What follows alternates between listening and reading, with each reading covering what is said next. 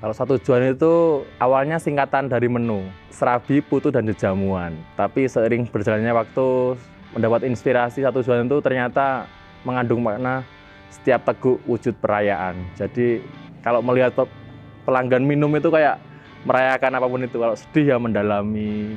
Karena alasannya mengikuti kata hati ya sekarang udah merasa plong gitu ya. Ya kita nggak terkekang, kita nggak berlawanan gitu, kita selaras gitu ya, harmoni indah gitu mas, nikmat dan nggak beban gitu, ngelakuin apa aja los gitu. Ini udah pilihan saya, ya harus dilakukan dengan maksimal mungkin gitu, walaupun di jalan ada belokan, ada tapi tetap nikmat, dinikmati sih.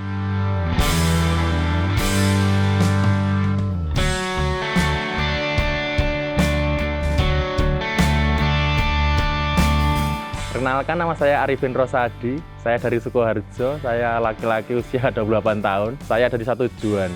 Satu Juan itu adalah kopi kelilingan yang lahir di Kalasan, Yogyakarta.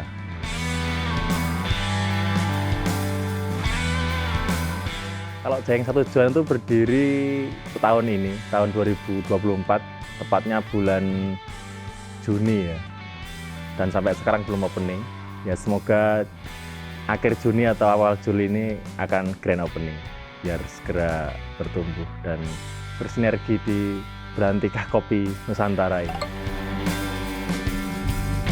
Berdirinya 2023 tahun lalu, sekitar bulan Agustus atau September itu, ya mulai berkeliling itu pindah-pindah tempat dari Yogyakarta sampai pantai, kadang ke gunung-gunung. Tapi ya mengikuti kata hati, tapi daily-nya kita open di Prambanan. Tepatnya di Barat Pintu, Ramayana. Di situ kita buka malam, sekitar jam 8, 9 sampai jam 3, kadang jam 4 gitu. Ya menyesuaikan teman-teman yang nongkrong di situ.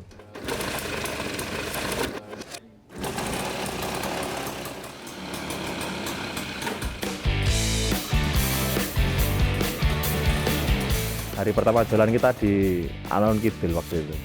Alun Kidul, terus pindah lagi Alun Lor, terus kurang ramai pindah ke Malioboro.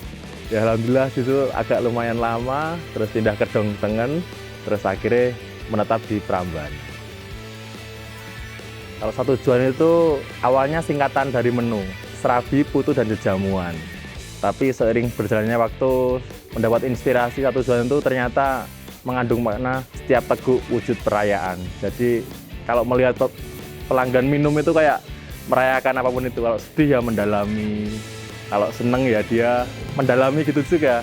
Jadi setiap teguk wujud perayaan, diartikan itu. Kalau mengawali dunia kopi itu awalnya dari kerjaan. Kerjaan awal itu ya sebagai peramu kopi, ramu saji, meramukan dan menyajikan kopi sebagai barista di sebuah hotel di luar negeri. Berjalan sekitar 3 tahunan di negara, tepatnya di UAE, Dubai. Dan itu ya bergilir, kadang-kadang di departemen housekeeping, kadang-kadang di F&B, kadang-kadang, tapi pernah merasakan di bagian barista.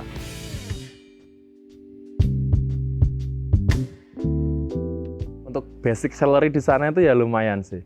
Untuk basic seorang barista di sana itu sekitar 12-an juta. Kalau untuk gaji memang penawarannya sangat tinggi gitu, dan untuk pendapatan ya memang untuk seorang pemuda dan yang masih single itu ya wajib dipertahankan untuk di situ, dan untuk jenjang karir bagus juga. Tapi kembali lagi, kalau memang hatinya nggak di situ, ya intinya nggak begitu mementingkan soal materi. Tapi nggak bisa dipungkiri juga butuh waktu itu. Cuman ternyata di LPK saya tuh menawarkan gaji yang setara dengan yang di luar negeri gitu.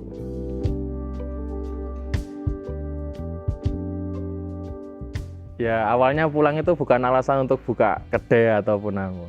Ternyata nyaman di Indonesia dan mau nikah dulu.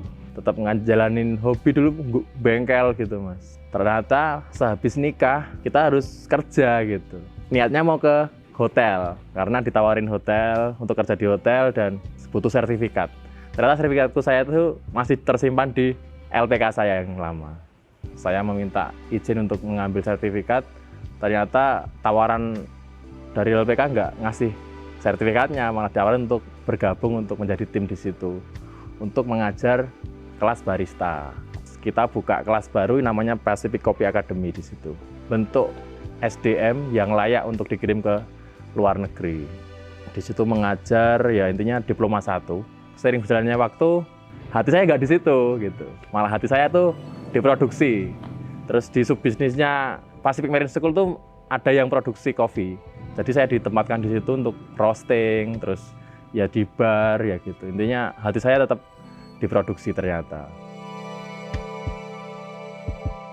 Untuk mulai kita di atas kaki sendiri dan meninggalkan status sebagai karyawan ataupun pegawai itu situasi yang bimbang. Tapi untuk kemantapan hati memang awalnya aku untuk yakin untuk berwirausaha dan semua resikonya insya Allah bisa teratasi kalau kita yakin gitu.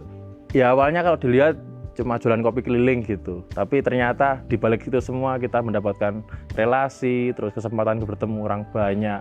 Ya orang-orang yang bertemu itu memang semua memberi jawaban yang ayo mas kolaborasi, ayo mas ada kerjaan ini nih mas, kalau siang nyopir ya gak apa-apa gitu ya. Intinya di sela-sela kerja kelilingan ternyata banyak rezeki yang bisa diambil dan kolega-kolega yang gak terduga gitu. Ya itu intinya yakin gitu. Ya awal mula berkolaborasi dengan Omah Jayeng itu ajakan temen untuk berkolaborasi itu dari awal untuk jadi bar corner di sebuah perkantoran lah. Intinya Omah Jayeng ini disewa untuk working space gitu. Terus satu tujuan diajak kolaborasi untuk mengisi ruang kosong yang kecil gitu, untuk intinya membikinkan minuman untuk pekerja di sini dan pengunjung museum gitu. Tapi seringnya berjalannya waktu, jualannya nggak di Vespa lagi gitu, dibikinin kedai kecil gitu. Merangkak kecil-kecil kita merapikan museumnya, terus membuka collab dengan teman-teman kesenian gitu, malah akhirnya satu tujuan yang menonjol gitu. Udah awalnya inginnya ya ini cuma sebagai tambahan di sini dan sebuah pelengkap museum gitu, bisa menjajakan minuman di sini. Museum Omah Jayeng ini awalnya koleksi pribadinya Bapak Gari Nugroho. Di dalam ada arsip perfilman karya-karya beliau dan penghargaan-penghargaannya beliau. Awalnya cuma galeri untuk pribadi, sebuah museum yang tertutup, tapi sekarang membukakan diri untuk dibuka untuk umum. Ya intinya untuk ruang bertumbuh kita bersama di sini, bisa kesenian seperti tari, terus teater gitu, buat latihan-latihan gitu dibuka untuk teman-teman semua yang ingin bertumbuh di sini. Produk satu tujuan ini sekarang ada, kalau saya singkat, itu Kote Kamu. Itu kopi, teh, K-nya itu coklat, dan jamu. Sekarang ya kita lebih fokusnya ke rempah jamu itu. Tapi kita nggak meninggalkan produk kopi, coklat, maupun teh. Karena basic artisan itu udah dari awal aku suka ngeracik-ngeracik teh gitu. Terus memang demennya di teh gitu, terus ya nggak pengen menonjolkan teh gitu, tapi masih setara dengan rempah gitu. Jadi rempah tetap ditonjolkan, tapi teh juga disamaratakan gitu. Kalau produk unggulan kita ada jamu, itu ada varian 5 rempah, dan untuk es bisa hot, dan kopi kita ada kopi Java Mocha namanya. Itu kopi Temanggung, Robusta, tapi ya kayak rasanya ada kayak mocha-mochanya gitu. Kita ada satu menu yang dikomben, itu namanya rempah padu Jayeng. Itu ada 3 rempah yang dikomben, terus dicampur kopi gitu. Tergantung seleranya pembeli. Kalau memang nggak suka kopi, kita bikin latte, nanti kayak rempah dan susu gitu. Tapi tetap dikasih topping rempah-rempah kayak seperti kayu manis, terus cengkeh, bunga lawang di atasnya gitu. Mengikuti zaman, tapi tidak meninggalkan estetika di situ gitu. Kalau sekarang lebih ke rempahnya. Rempahnya itu seperti beras kencur dan kunyit asam itu best seller sampai sekarang, dan secang itu ya stabil, tua muda bisa menikmati. Jauh ini rempahnya sih yang lebih laku.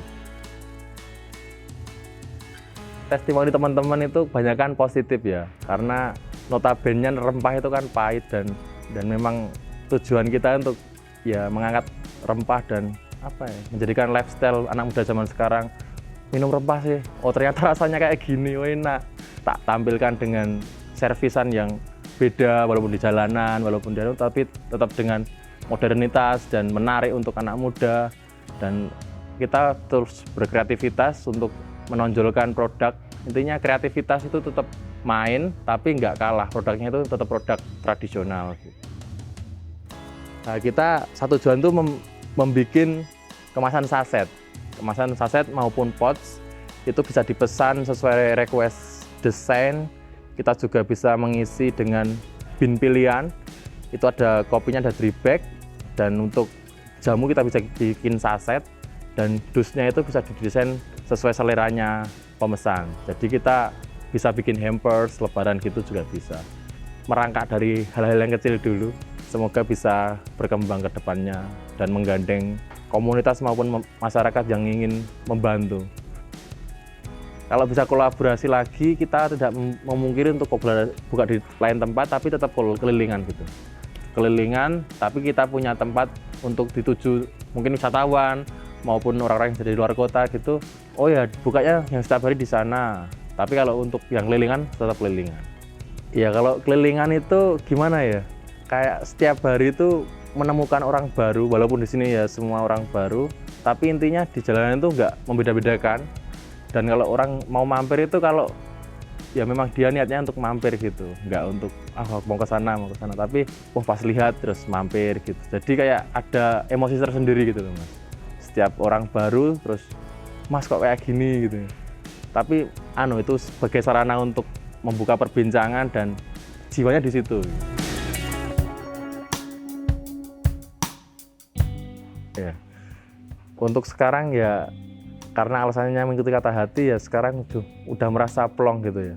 Ya kita nggak terkekang, kita nggak berlawanan gitu, kita selaras gitu ya, harmoni indah gitu Mas. Nikmat dan nggak beban gitu. Ngelakuin apa aja loss gitu. Tapi ya intinya tetap berusaha. Ya, dalam kata loss itu ya tetap ada geronjalannya dikit-dikit gitu, tapi ya intinya itu adalah bumbu semua. Kalau dinikmati dengan bakat ini udah pilihan saya, ya harus dilakukan dengan maksimal mungkin gitu. Walaupun di jalan ada belokan, tapi tetap ya nggak bisa harus dilalui gitu. Kalau sejauh ini sih dinikmati sih gitu.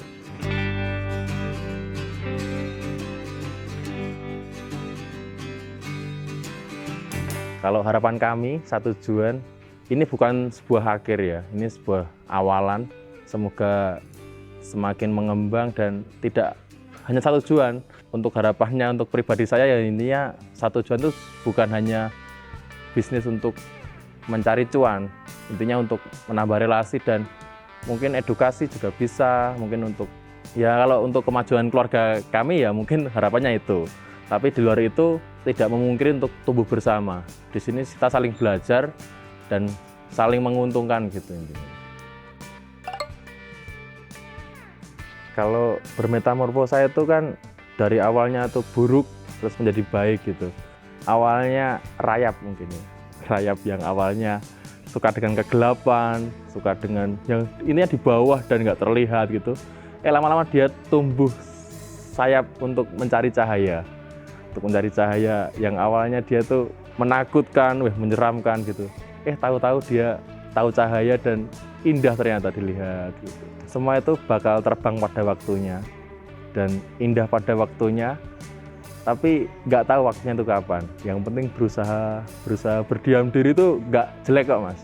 Berdiam diri, memelankan gitu. Mungkin itu sebuah proses juga, karena dari ulat menjadi kupu-kupu ataupun dari perubahan lainnya itu ada proses di mana kita harus berdiam, mengoreksi diri, terus berdiam diri itu untuk mengaca, introspeksi.